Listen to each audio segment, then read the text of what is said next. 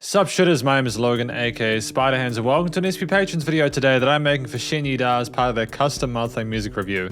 And if we switch over to here, we have ourselves a track by an acts named 10 Feet, titled Dai Zero Kan, the first slam dunk ending theme song.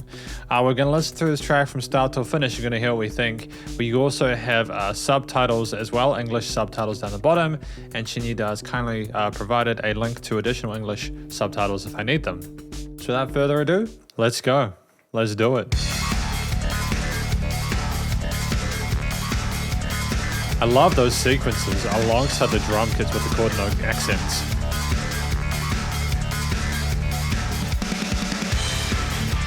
And that just the guitar as well, it chugs, dude. It chugs alongside the bass. Phenomenal production.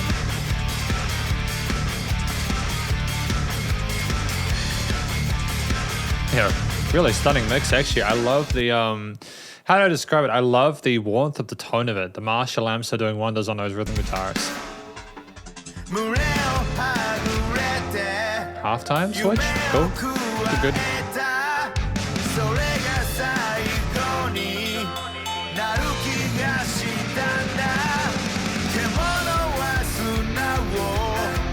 I love the guy's vocal timbre. It suits really well with these double track rhythm guitars and the bass and the drums there. It's really interesting and pleasant to listen to.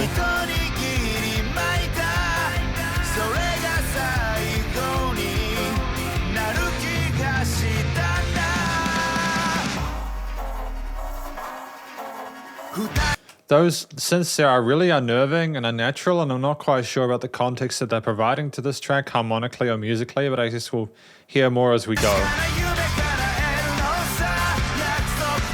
Oh, the disco vibes of these really funky chord progressions there. I enjoy it. It kind of reminds me a bit of Alice 9 back in the late noughties, early 2000s.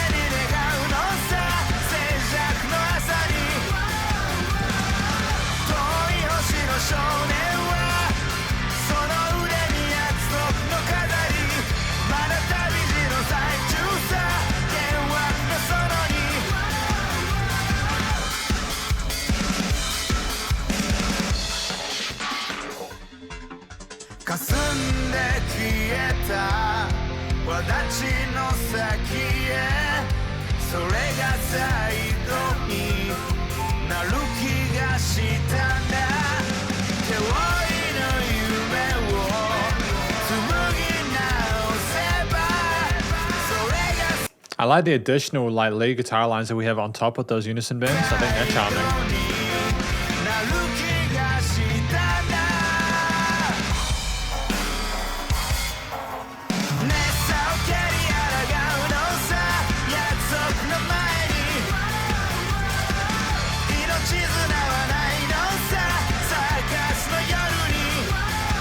No live to line during circus night.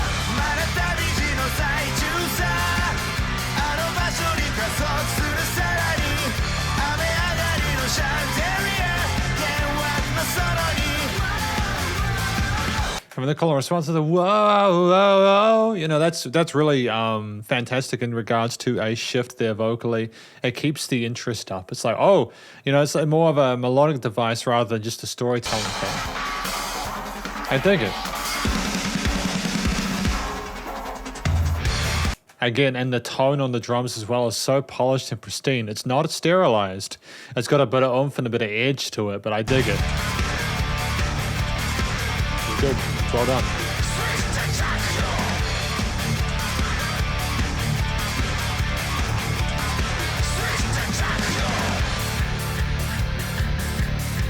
Nice change in energy level here, dynamic range. The strings in at a high end, we haven't had those before, and I like the fact that we're filling in that range there with something new and kind of charming. There is a bit of class in this, but also a sense of tension and trepidation.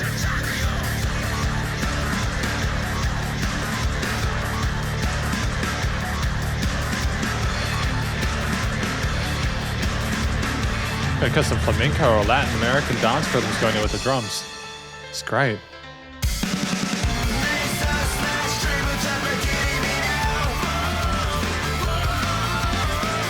I assume those are names of different basketballs.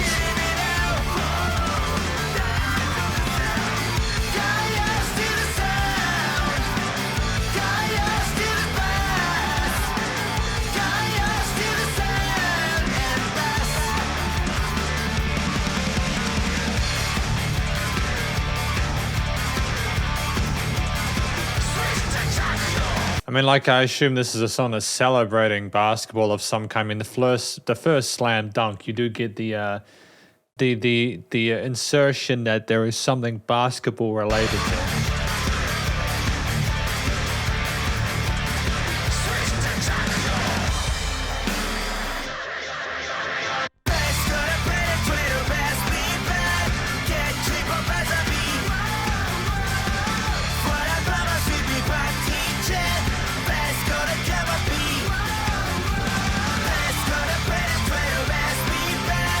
I don't know what they're saying here though, because you've got the vocals that he's singing, and then you've also got the English vocals down the bottom.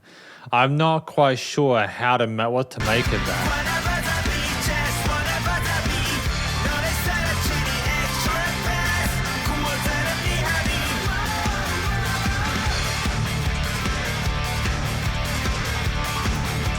Again, the disco beat on the drums with the offbeat sort of hi-hat accents with the opens there.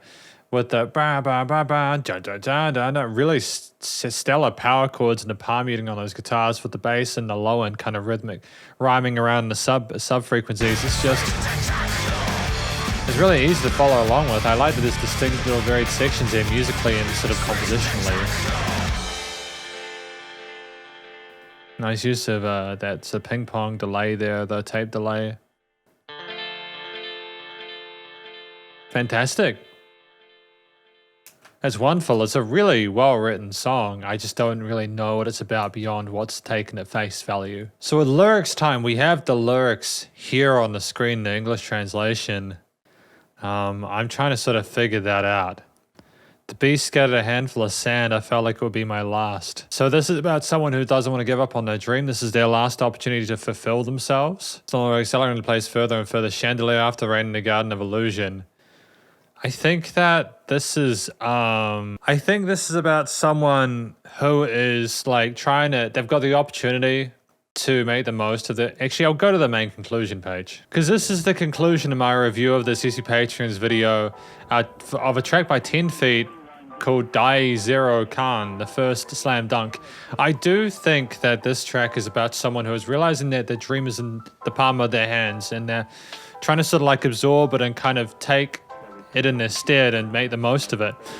And I think that as the song goes through, they've been struggling to get to where they need to accomplish what they want to with their dreams, but they're looking forward to getting that chandelier. They're hitting the chandelier. They're trying to get to that point of victory there.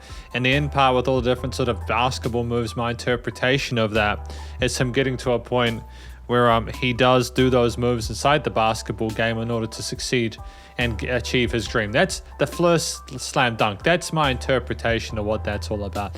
I think it's a really cool thing to write a song about. I think the vocalist, he had great pipes, comfortable in his head and chest voice. He had a reasonably moderate tone to his vocal performance there. A bit of grit there, which worked well for the hard rock genre. But at the same time, never really went sort of too intense. But I think that kind of the crowd charts behind him, that's all you really needed from this track. If you had like growlies or screamies or anything like that, it would have been a little bit too much. So I think that in regards to the general sort of have we, how do I say this? Were the vocals the right fit, this right style with a bit of vocal grit in there? I think the vocals were the right style for this type of song. I think that he carried a lot of passion and intensity for what he was doing, regardless whether it was the halftime verses or the sort of more sort of intense, uplifting hook parts and the sort of heavier intro parts. I think that he covered himself in all those different places and he showed tonal versatility there. His singing was great. I think that he did well there. There's not a note out of place. And I don't think that he needed to do much more with the singing aside from that, so I'm very happy with that. And I think that, it was authentic to the story. I think that outside of the vocal performance, the track itself being about 4.5 minutes was interesting from start to finish. You had that kind of really cool, dope sort of disco beat there with the chord note kick accents with the sequences and stuff like that, instantiating. There could be some synthetic elements in there.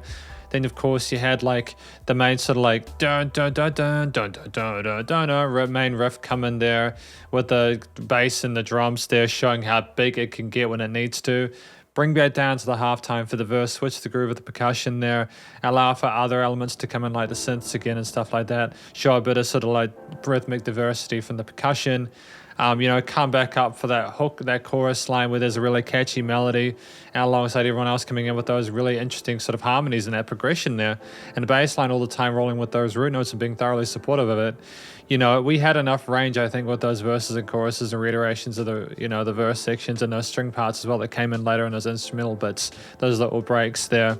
I think that in the interludes we have where we talked about the basketball terms, we had a lot of range here. The structure of the track was interesting. We never stayed on one thing for too long. Nothing ever outstayed its welcome. We didn't have a double chorus in a track this long, which I'm kind of thankful for because I don't think that would have necessarily added to it. I think that genuinely with this track from 10 Feet, they absolutely smashed the composition element of it. And I don't think the bass player needed to do more than do rolling in those root notes. The percussion had some really interesting sort of like fill ideas where they had a heavy amount of compression in the snare to kind of keep everything tight in the master bus, but at the same time there's a breathiness and a humanity to it, which I really appreciate. And it was nice to see the guy playing the kit. You could tell it was really hitting those drums, man.